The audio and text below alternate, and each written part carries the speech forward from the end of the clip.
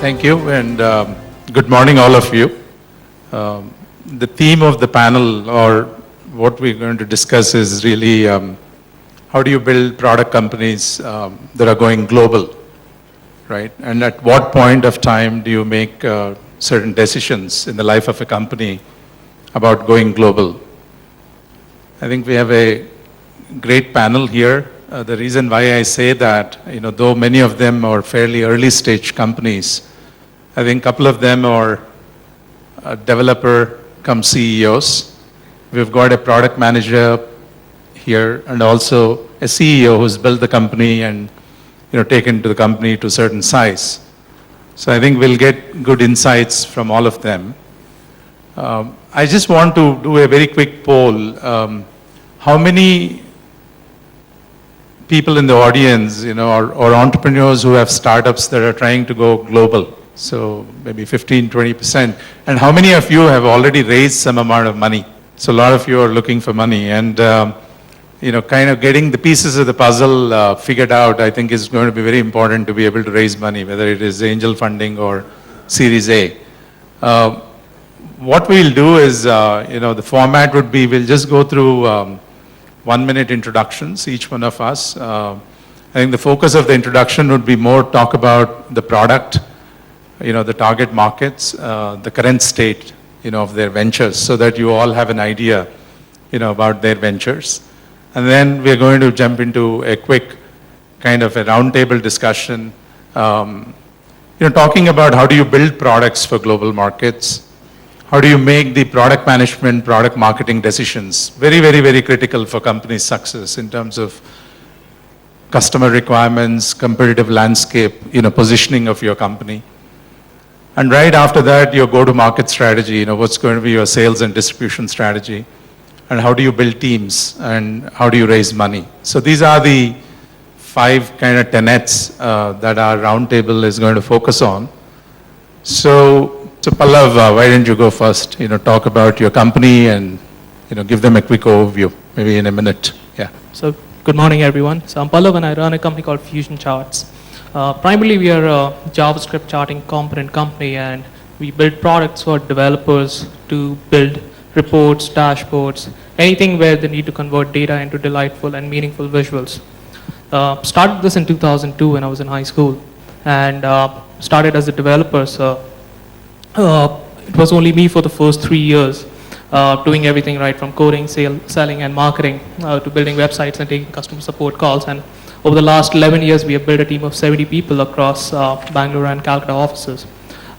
In terms of markets that we address, so we sell our products in 118 countries. We've got 22,000 organizations who are our customers, and almost 500,000 developers in the world who use our products. And all of this has been done through our India offices. So we do not have any employee outside India. Some interesting tidbits. So we have signed $500,000 deals with customers whom we have never met face to face, all over phone and email. So we've been primarily an online company selling to developers. And over the span of last 11 years, we have expanded into multiple product categories or different kinds of products, which probably I'll talk about a little later in context of product management. Sure. So I think 10-plus-year-old company, 22,000 customers, 100-plus countries.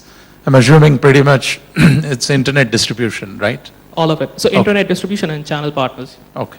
Wonderful. Wonderful. So we'll move to Devbrat.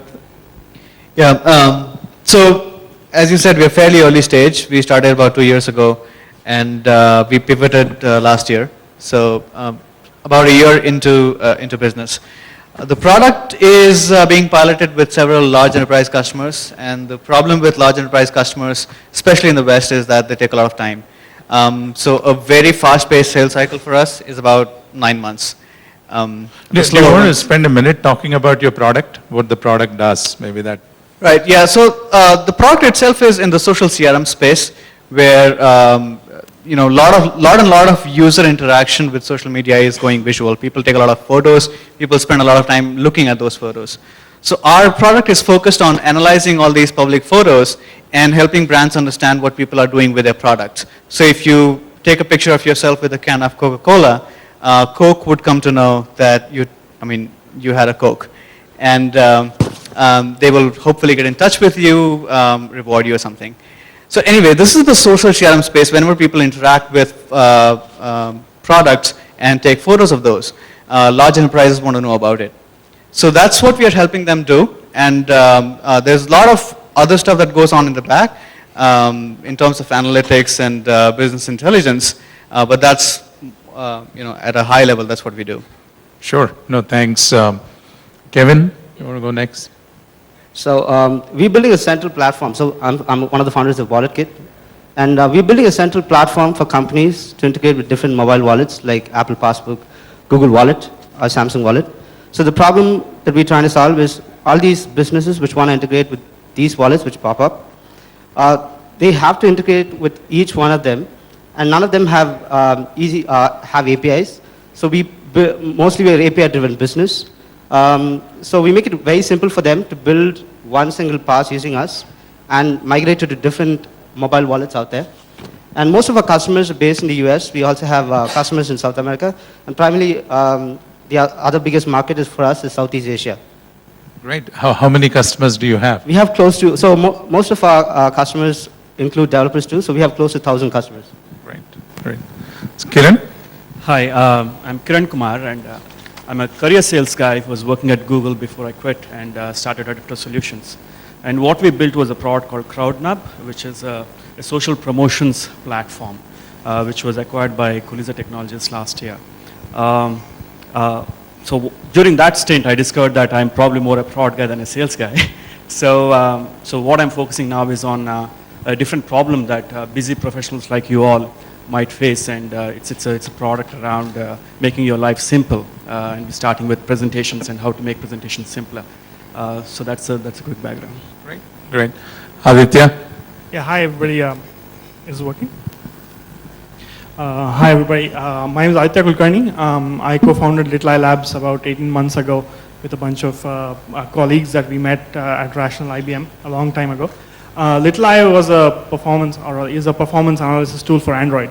It basically helps app developers understand why their app is behaving badly, why it's draining too much battery, why is it consuming too much of the user's data plan, why is it crashing too much. We started selling this as a product last year, and Facebook got interested and acquired us earlier this year. At the time of the acquisition, we had about 2,000 customers, mainly in Europe and USA. We also did sell in India, which was a very happy thing for us. We also experienced a lot of those enterprise pains. But now, after the acquisition, we're continuing to build LittleEye, but inside Facebook now. Great.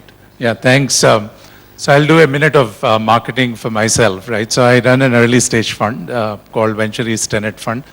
Our focus is product companies. Primarily, we were fortunate enough to invest in LittleEye Labs along with Rajesh Rahani from GSF. Also, within our portfolio, we have another company called Seclor, which is in the information rights management space. Majority of their customers are in US and Europe. As you exchange documents in an enterprise environment, how do you manage the policies on the cloud? They just raised a 6 million Series A from Helion, and one of our funds, late stage fund. We also just invested a couple of weeks ago in a medical devices company incubated out of Stanford. It's a low cost ventilator, fairly disruptive technology at 1/15th the cost of existing ventilators. So our focus is completely on IP and technology-driven product companies that are going global. I mean, more than one market. So prior to that, I was an entrepreneur in Silicon Valley, did a couple of startups. Just want to begin this discussion to talk about product, right? So, how do you go about building a product? I think Ajit talked about you need large local markets because you're close to your customers, and then you build a product and you understand customer requirements and it kind of robust enough, then you go to other markets. And some of you, I don't think you have that luxury. I think day one, you are going abroad, right? So maybe, Debra, you want to delve deeper into what does it take to build a product? And how many customers do you have right now? How many brands are using your product? We have 10 brands. I mean, these are mostly brand conglomerates. For example, if you take Coca-Cola as company, they have hundreds of brands. So we have 10 such large companies that are piloting with us right now. So 10 plus large brands using your product. So can you talk about the product development aspect? And Right. So some of the key elements are obviously user experience. So when you build a product that is used domestically, I think people don't put a lot of emphasis on, especially in enterprise software, people don't put a lot of emphasis on usability or the beauty in the product, the way it works.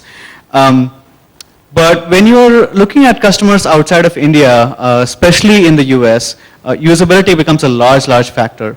So you need to invest a lot of time and figure out how you put yourself in the customer's shoes and make it very easy for them. And think about standard usability things like focusing on one key thing to solve and stuff like that. Other than that, there are certain very obvious things. For example, performance and scale. So if you're looking at thousands of customers and millions of users after that, you obviously have to have a product that scales very well. It may not be a problem here domestically, but it's a big problem when it comes to selling in the US. People actually put performance benchmarks, performance SLAs in the contracts that are signed with them. And the third thing that we especially had to deal with large enterprises was legal constraints. So where does the data reside? What's the level of protection we offer on the data and stuff like that.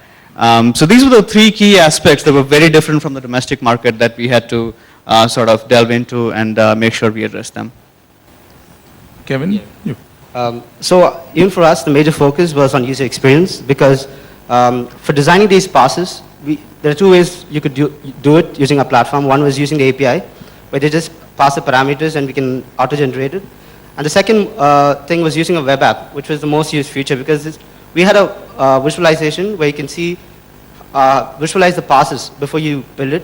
So for us, the user experience mattered because a lot of our competitors, which had very bad user experience. So our first focus was on the user experience. The second most important thing we are trying to grow global is, I believe, is localization. We had a lot of customer support requests which were localized, which we couldn't reply back. So from very early stage, we very focused on localizing the brand. I think because for us, it's API-driven business, and we had a lot of focus put into making sure the content was we had a better language understanding, and also it was culturally aware and sensitive to the markets that we are selling. So localization is very important when you're trying to go global. And the third most important thing when you're trying to sell to different markets in different time zones is customer support. We made sure at least one of us was awake 24 hours. So within next 30 minutes of getting a customer support on all the different platforms that we used, we made sure that we replied back to them. That's very crucial too. Sure. So Pallav, switching to you, I mean, you built a product, looks like self-serve, pretty much a self-serve kind of platform. People go download and start using that. What are your learnings as you kind of went through this journey over several years and 100 plus countries, 20,000 odd customers. So what are your learnings from a product development point of view? So I think there have been multiple learnings on multiple fronts. One is obviously on the product front that first thing is let's not go and build a big ass product and hope that it works. And a lot of us in India are techies and we fall in love with our product and we start building that dream product of ours, and then we hope that there will be somebody who will use it and then somebody who will pay for it.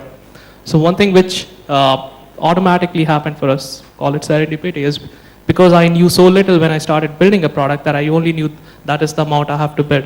And then I just pushed it out. And then the moment I pushed it out, customers said, or prospects said, hey, you know what, this doesn't work, or this sucks, or this rocks.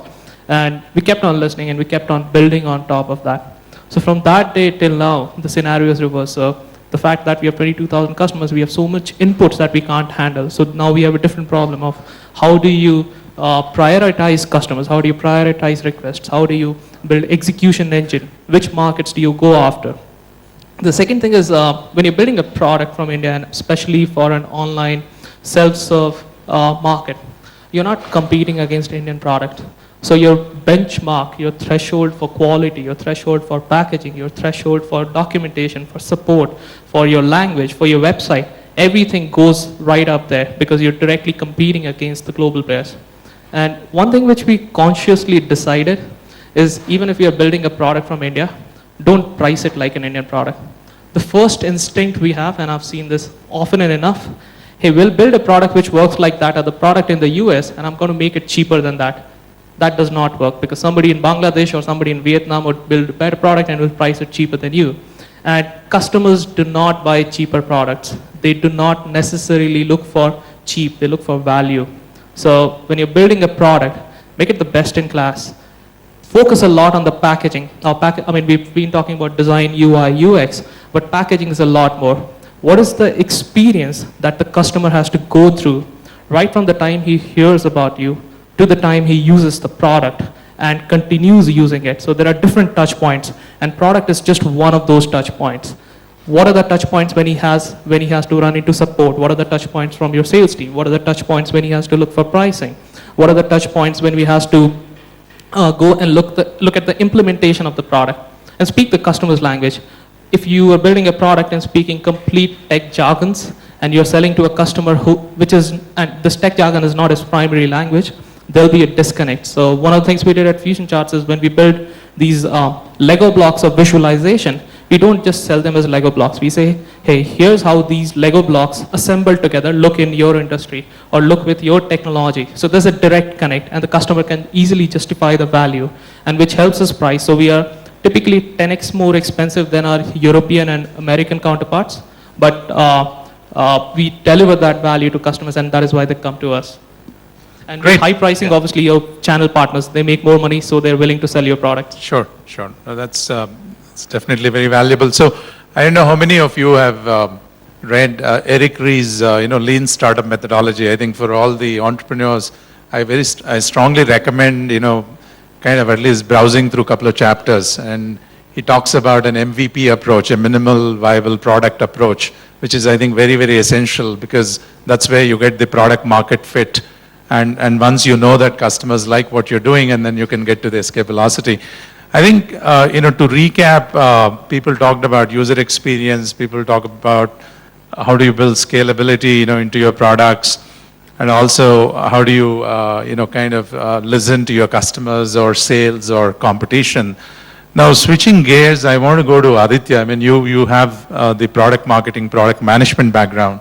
So how many, what role does a product manager plays? And it's quite important for a product company to have someone with strong product management background in the founding team. How do you go about, building a product that scales? Do you want to share your thoughts? Right, and yeah, exactly, right. And I think it's really important, and one of the things that tends to get overlooked, but it's super critical, is having proper, well thought out product management and product marketing. So in our case, especially, LittleEye was a tool that was, our main competitor was in a way Google. Google had its own Android tooling that developers were using, and we were here, a small startup from Bangalore, selling at an outrageous price. Well, LittleEye was priced at $500 per developer per year. It's almost 30,000 rupees, and we had to convince our customers that you have to pay that much money to get a world-class product. And a lot of things that Pallav said also make sense, right? Like we had to make sure that our website is right on top, our customer service is really, really good. But when you're competing again, when you're competing in a global scale, you have to do more than just pay attention to your product. So in our case, it became really critical that we be seen as thought leaders in this area. Right? Android performance was not a well understood subject. Android itself, as you know, was 2 years old to 3 years old when we started out, and a lot of people were struggling with understanding how, why is my battery draining so much? And so it became, this is one of the areas we invested in a lot.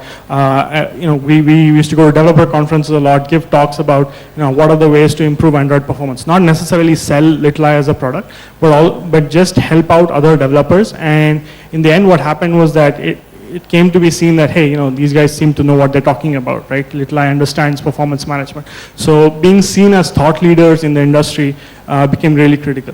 As far as product marketing is concerned, right, it becomes really, when you're going to build a global product, you have to understand, who you're going to sell to, and who are the guys who you're going to invest your marketing time and marketing money into. So in our case, it became, Android developers are very fragmented lot, as I'm sure every single college guy, college CS graduate is an Android developer, right? So in such a fragmented space, like who do we target? And so we spend a lot of time thinking about this and researching this, and our thought process kind of boiled down to this, right? We thought we'd go after 3 broad target markets. One is always early adopters. If you're building a technology product, there will always be people who are eager to try out the next best thing. And so how can we reach that small slice of early adopters who are willing to give even a buggy product a try? And actually that paid out a lot. Like we had an extended beta period before we formally launched, where we were working very closely with these customers, and we were like giving them weekly updates of our product. And the end result was that like on the day of launch, like within 3 hours, we'd sold like 4 licenses, because people already knew about LittleEye on the day of our launch. The second area that we really focused on was like Pallav was also saying, you can't build a product that solves everything. I mean, maybe 10 years from now, but we focused on a very small slice of the problem, which was battery. Battery, we went after developers who are having severe battery problems. Customers were complaining that their app drains too much battery. So this was a sort of slice that we thought that we'll go after, and we identified those guys, and it turns out that, the big guys were the ones that were having this problem. Like Google's own apps were draining too much battery, and customers were giving it like 1 star on the Android marketplace. Facebook app had the same problem. So we kind of identified this very narrow slice of apps that run constantly on the user's phone and have severe battery problems. Think of like Skype, think of your newsreader apps and things like that. The MMQ demon on Android. Absolutely. Yes. Yeah, right. So we identified a very narrow slice of the target market that we want to go after. And the third area that we decided, and this was actually that we came to us after a lot of market feedback, which is the services companies. Surprisingly, they have to have some, when they're building Android apps for an external customer, or when they're testing apps for an external customer, there was no way for them to prove that they've built a quality app. And this was not a use case we thought about. People came to us and started discussing these things. Actually, I met a lot of these guys at conferences like this, where I was just listening to people's problems, and it kind of became obvious that this could be a very big use case for us. And so we built a lot of features into LittleEye subsequently, which would, for example, generate a report that sort of said that, hey, this app gets a A+ or a B. We would actually grade apps, and then the services guys would happily show the report to their customers. So these kinds of things, I think, spending a lot of time thinking about what is the area of marketing, what are the small slices that you will invest in, really paid off for us. Sure. No, I'll come to that. Kiran, you want to chime in with? Yeah, so great points, I think, made by everybody, and I wanted to give my perspective on this. I think as first-time entrepreneurs mostly, you think that passion is a good substitute for knowledge, and knowledge about what does the user care. And I've made those mistakes in my first company, and we just went ahead and built whatever we liked and we thought users would like. Deobrata and Pallav spoke about design, and you'll also, if you go to some early stage incubators or accelerators, they say design is not that important. Just get the product out and see how it works. I would like to, both are true, but I would like to put that in context for you. You need great design. Whether or not you need great design is dependent on 2 things. Whether the problem you're trying to solve is a need or a pain. If it is a pain, people are going to not lynch you for bad design. The second aspect of it is that the context is the competition. If it is a need or a pain and you have your competition has set a benchmark, then you have to beat your competition, or at least be equivalent to your competition in terms of your design. So I said, I'm a product, I'm a guy, sales guy reborn as a product guy. So this was my learning from my company. Oh, wonderful. So, I know we have only 13 minutes and we wanted to keep at least 10 minutes for Q&A. So another 3 minutes. One of the questions I have, Aditya, you brought up some very, very important points, especially if you're a product company trying to go global. I think the key thing, he emphasized is you have to be mile deep. You need to know your niche, and that means, you know the pain, and you have to identify the customer profile so that they start buying your product. Coming to scale, this is the thing that worries me a lot as an investor, right? If you look at US, at any point of time, there are 7-8 million calls on Skype, right? Tens of millions of tweets on Twitter as a platform. LinkedIn came up with this position called data scientist. I think before LinkedIn did that, nobody knew what is data science. We all knew, but Nobody used that word, right? Now, so how do you get that kind of talent in an Indian context as you guys try and build products that are going to scale and that are going to go compete with, global players out there? What are your thoughts? So, to cut it short, if somebody can solve the problem, it's a multi-billion-dollar opportunity in itself. You rightly identified that in India, we don't have a lot of product talent. So a lot of things that we do is still the jugaad way. If you have to build a scalable application, you have to find an architect for that. It'd be really hard to find. But the good part is, if you're starting small, you don't really build for scale on the day one. So the only option that you have is find guys, good guys, high IQ, good attitude, and train them. Laterals are really, really hard. So one example is if you have to replace yourself as a CEO of a startup so that you can focus on the product. And if your company is at a certain scale and you want to find a guy who can take you to the next scale, you don't have a lot of options here. But a good source of people are coming from the large MNC product companies, so Google, Yahoo, Amazon, some of the guys that are great, and they want to do something more exciting, so look at them. Few guys are coming back from US who want to be a part of interesting startups. Look at them. Otherwise, the only way is to grow it internally. Okay. Any other thoughts? Yeah, so we had a first-hand experience of actually building something that really scales. So in our business, we have to scan through millions of images every day. We scan about 25 million images every single day and look for brand presence inside those images. So this is a really hard problem to solve in the first place. And secondly, to do it at this scale is again much harder and at a low cost, obviously. We were lucky that all three co-founders were actually from a technical background, and we'd worked with large product companies building products that actually had to scale.